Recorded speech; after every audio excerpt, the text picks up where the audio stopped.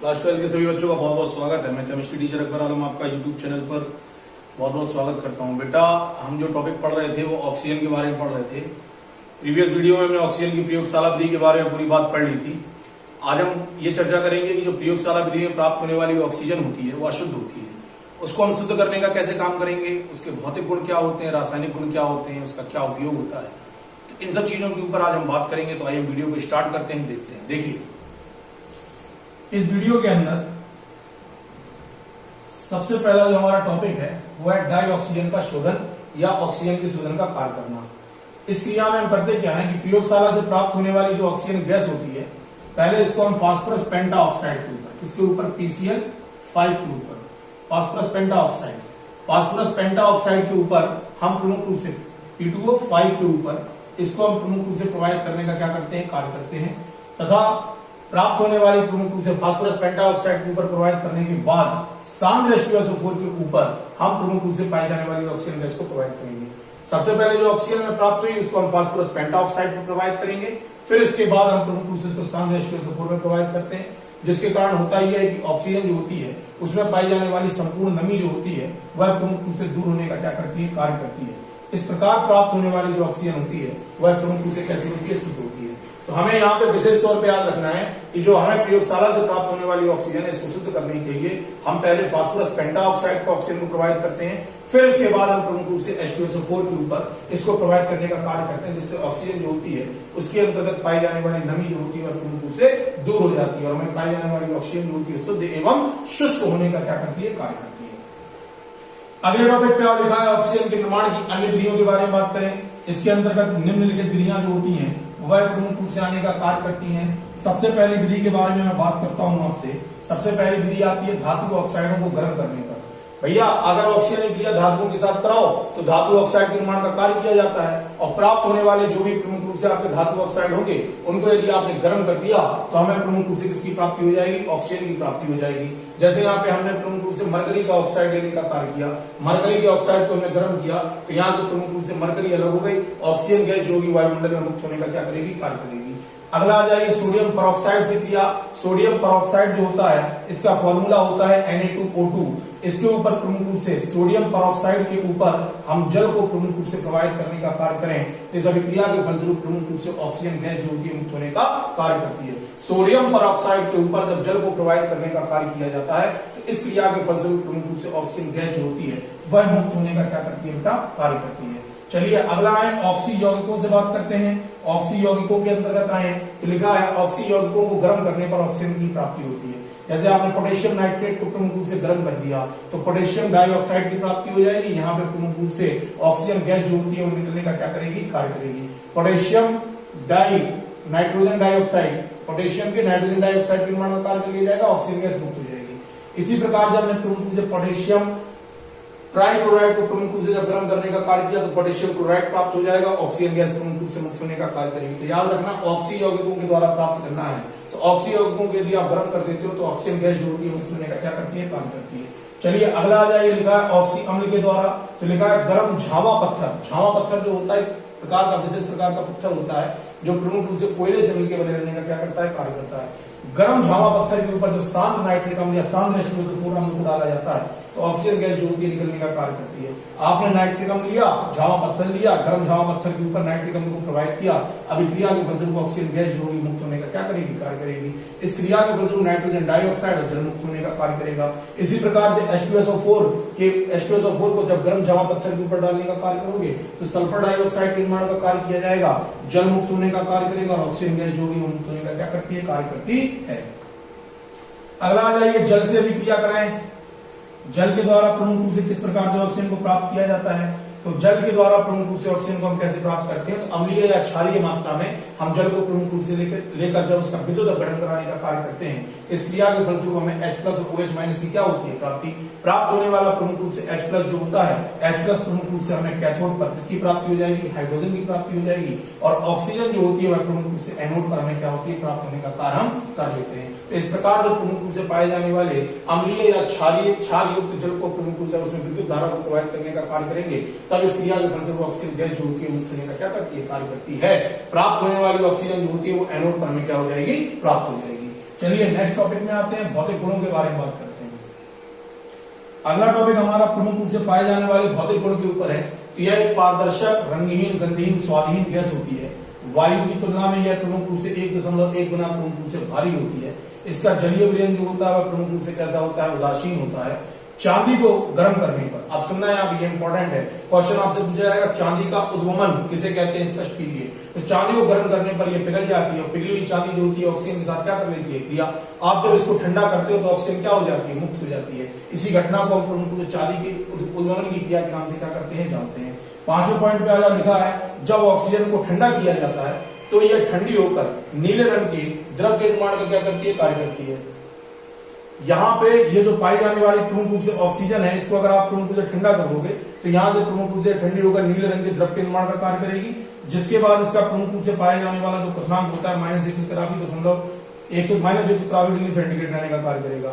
और अगर अधिक मात्रा में आप इसको प्रमुख रूप से ठंडा करने का कार्य करते हो तो ये ठोस के अंतर्गत बनने का क्या करेगी, कार्य करेगी, जिसका प्रमुख रूप से पाया जाने वाला गलनांक जो होता है -208 डिग्री सेंटीग्रेड रहने का क्या करेगा, कार्य करेगा। तो इस प्रकार जो प्रमुख रूप से पाए जाने वाले ऑक्सीजन के भौतिक गुण जो होते हैं वह प्रमुख रूप से क्या होते हैं, पूरा होते हैं। अब नेक्स्ट टॉपिक में हम रासायनिक गुणों के बारे में चर्चा करेंगे। मैं आशा करूंगा कि वीडियो आपको पसंद आएगा और आप इससे पढ़ने का काम कर पाओगे। और इसी आशा के साथ मैं पुनः आपके सामने उपस्थित हूँ। तब तक के लिए धन्यवाद, बहुत बहुत आभार आपका।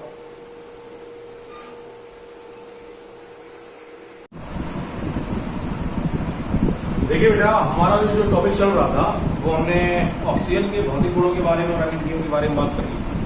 अब हमारा टॉपिक जो है वो रासायनिक गुणों के बारे में हम स्टार्ट कर रहे हैं। आइए ऑक्सीजन के रासायनिक गुणों के बारे में, डाई ऑक्सीजन के रासायनिक गुणों के बारे में बात करते हैं। आइए देखते हैं। देखिए, इसमें सबसे पहले टॉपिक के अंतर्गत सबसे पहले रिएक्शन लिखिए धातुओं के साथ क्रिया, और सिंगल सी रिएक्शन से पाई जाने वाली ऑक्सीजन जो है धातुओं के साथ क्रिया करके ऑक्साइड के निर्माण का क्या करती है, कार्य करती है। आपने प्रमुख रूप से पाई जाने वाली मैग्नीशियम की क्रिया ऑक्सीजन के साथ कराई, मैग्नीशियम का ऑक्साइड बन गया।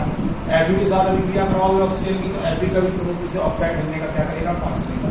अधातुओं के साथ अभिक्रिया आ जाओ, गैस के साथ अधातु का मतलब जब क्रिया कराओगे तो उनके भी तो ऑक्साइड के निर्माण का कार्य करेगा। अधातु के रूप में जैसे आपने कार्बन ली, कार्बन के साथ ऑक्सीजन की अभिक्रिया कराई, कार्बन डाइऑक्साइड बन गया। सल्फर के साथ प्रमुख रूप से लिया, सल्फर के साथ ऑक्सीजन की अभिक्रिया कराई, सल्फर डाइऑक्साइड के निर्माण का कार्य हो गया। तो चाहे धातु से चाहे अधातु से आप प्रमुख रूप से पाए जाने वाले यदि ऑक्सीजन की क्रिया कराते हैं, अभिक्रिया के फलस्वरूप प्रमुख रूप से पाए जाने वाले ऑक्साइड के निर्माण का क्या किया जाता है, कार्य किया जाता है। अगले टॉपिक पे आओ। नेक्स्ट टॉपिक जो हमारा आता है वो आता है हाइड्रोजन के साथ अभिक्रिया के बारे में बात करते हैं। तो हाइड्रोजन के साथ प्रमुख रूप से पाई जाने वाली जो ऑक्सीजन है, हाइड्रोजन के साथ प्रमुख रूप से पाई जाने वाली जो ऑक्सीजन है ना, हाइड्रोजन के साथ प्रमुख रूप से पाई जाने वाली जो ऑक्सीजन जो है वह प्रमुख रूप से विद्युत स्फुलन की क्रिया, मतलब आप यदि हाइड्रोजन और ऑक्सीजन को लो और इनको लेकर इसमें विद्युत धारा को प्रवाहित करने का कार्य करिए, तो विद्युत धारा को प्रवाहित करने पर प्रमुख रूप से होगा ये, आप जब विद्युत धारा को प्रवाहित करने का कार्य करोगे, इस क्रिया के फलस्वरूप प्रमुख रूप से पाए जाने वाले जल के निर्माण का क्या किया जाएगा, कार्य किया जाएगा। हाइड्रोजन के साथ क्रिया ऐसे नहीं होती, सिंपल वे में नहीं होती। हाइड्रोजन लोगे और डाइऑक्साइड ऑक्सीजन लेंगे और दोनों को लेने के बाद इसको प्रमुख रूप से क्या करेंगे, इसमें विद्युत धारा के प्रवाह का कार्य करेंगे। अभिक्रिया के फलस्वरूप प्रमुख रूप से पाए जाने वाले जल के निर्माण का कार्य किया जाएगा। अगले पे आ जाओ। हाइड्रोजन सल्फाइड के साथ अभिक्रिया, सिंपल सी अभिक्रिया है। हाइड्रोजन सल्फाइड के साथ अभिक्रिया कराओगे, SO2 निकल, यहाँ से प्रमुख रूप से सल्फर निकल जाएगा, H2O के निर्माण का कार्य हो जाएगा। यहाँ पे आप जब प्रमुख रूप से पाए जाने वाली हाइड्रोजन सल्फाइड के साथ ऑक्सीजन की अभिक्रिया कराते हो तो सल्फर जो होता है अवक्षेपित होने का क्या करता है, कार्य करता है। नेक्स्ट हेडिंग पे आओ। सल्फर डाइऑक्साइड से अभिक्रिया, सल्फर डाइऑक्साइड से अभिक्रिया जो होती है इंपॉर्टेंट रिएक्शन है, पूछी जा सकती है। याद रखना, यह प्लेटिनम मिले हुए एस्बेस्टॉस की उपस्थिति में 450 डिग्री सेंटीग्रेड ताप पर क्रिया करके सल्फर डाइऑक्साइड या सल्फर ट्राइऑक्साइड के निर्माण का कार्य करती है। सल्फर डाइऑक्साइड जो है ना, सल्फर डाइऑक्साइड को आपने ऑक्सीजन के साथ क्रिया कराई, किसकी उपस्थिति में, प्लेटिनम और एस्बेस्टॉस मिश्रण की उपस्थिति में। कितने डिग्री सेंटीग्रेड टेम्परेचर पे, 450 डिग्री सेंटीग्रेड टेम्परेचर पे। इस क्रिया में सल्फर डाइऑक्साइड जो होगी ना, सल्फर ट्राइऑक्साइड के रूप में परिवर्तित होने का क्या करेगी, कार्य करेगी। कभी कभी ये फॉर्मूला पूछ लिया जाता है, एस्बेस्टॉस का फॉर्मूला बताओ, तो V2O5 वेनेडियम ऑक्साइड जो होता है इसको एस्बेस्टॉस के नाम से क्या करते हैं, जानते हैं। चलिए आगे आ जाइए।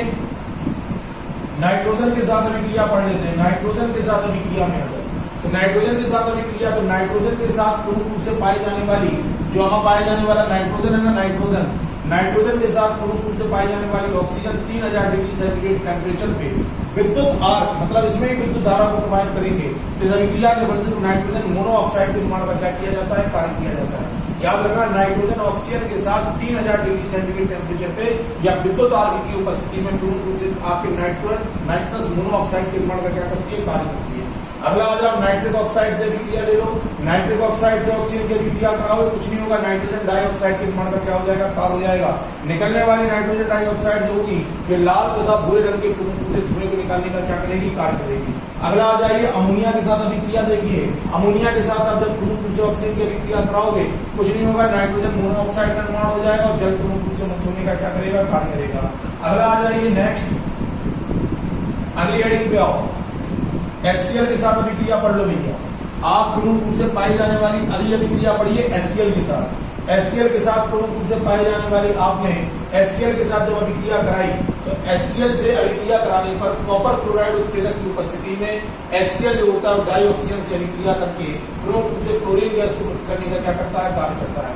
आपने HCl को लिया, ऑक्सीजन को लिया, कॉपर क्लोराइड को पूर्ण रूप से उत्प्रेरक के रूप में लेने का कार्य किया। जब इसकी अभिक्रिया कराओगे तो अभिक्रिया के फलस्वरूप क्लोरीन गैस जो होगी वह निकलने का क्या करेगी, कार्य करेगी।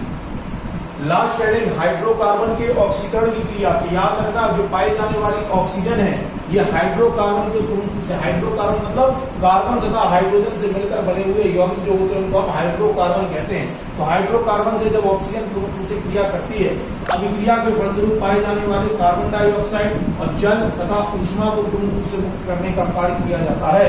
याद रखना, यह क्रियाएं जो होती हैं यह पूर्ण रूप से पाए जाने वाले हाइड्रोकार्बन से जब ऑक्सीजन क्रिया करेगी तो पाए जाने वाले उसके ऑक्साइड का निर्माण करेगी, जल और ऊष्मा को मुक्त करने का कार्य करेगी। मीथेन से ऊपर अभिक्रिया कराई, नीचे से एथेन से अभिक्रिया कराओ। एथेन से अभिक्रिया कराओगे ऑक्सीजन की तो कार्बन डाइऑक्साइड, जल और ऊष्मा जो होगी वह पूर्ण रूप से मुक्त होने का क्या करेगी, कार्य करेगी। इस प्रकार से विशेष तौर पर याद रखना है, ये हमारे पूर्ण रूप से पाए जाने वाले रासायनिक गुण हैं। कुछ और टॉपिक्स आगे बढ़ जाते हैं और टॉपिक्स के बारे में देखते हैं, देखिएगा।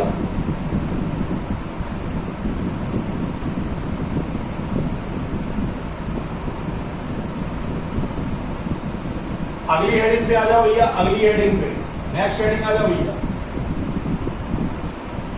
खत्म ही कर दें इसको, ऑक्सीजन को आज। ऑक्सीजन के उपयोग के अंतर्गत आ जाइए। ऑक्सीजन के उपयोग में यह एक प्राणदायक वायु है। याद रखना, प्रकृति में पाए जाने वाले कोई भी जीव हो वह ऑक्सीजन की उपस्थिति में ही पूर्ण रूप से पाई जाने वाली जीवन को जीने का या पूर्ण रूप से जीवित रहने का क्या करते हैं, कार्य करते हैं। तो ऑक्सीजन एक प्राणदायक वायु के रूप में कार्य करती है। अगला, इसका उपयोग ऑक्साइड बनाने में किया जाता है। जितने भी पाए जाने वाली धातुएं हैं, धातु के पूर्ण रूप से पाए जाने वाले ऑक्साइड का निर्माण इसी के द्वारा किया जाता है। इसका उपयोग ऑक्सीकारक के रूप में भी किया जाता है। इसका उपयोग नाइट्रिक अम्ल, शांत सल्फ्यूरिक अम्ल, ओजोन के निर्माण में किया जाता है। इसका उपयोग इस्पात के निर्माण में भी हम पूर्ण रूप से करने का कार्य करते हैं। इस प्रकार से ऑक्सीजन जो है ये टॉपिक हमारा पूर्ण रूप से क्या होता है, समाप्त होता है। मैं आशा करूंगा सभी बच्चों से आप लोगों ने बहुत अच्छे से पढ़ा होगा और इन टॉपिकों को समझने का कार्य कर रहे होंगे। मैं सभी बच्चों से आशा करता हूँ बेटा पढ़ते रहिए और घर पे रहिए, सुरक्षित रहिए और पढ़ने का कार्य करते रहिए। वीडियो पसंद आए तो लाइक करिए, चैनल को सब्सक्राइब कर लीजिए ताकि आपको सारे वीडियोज मिलते रहें। इसी आशा के साथ मैं पुनः आपके सामने उपस्थित हूँ। तब तक के लिए धन्यवाद, बहुत बहुत आभार आपका। थैंक यू बेटा।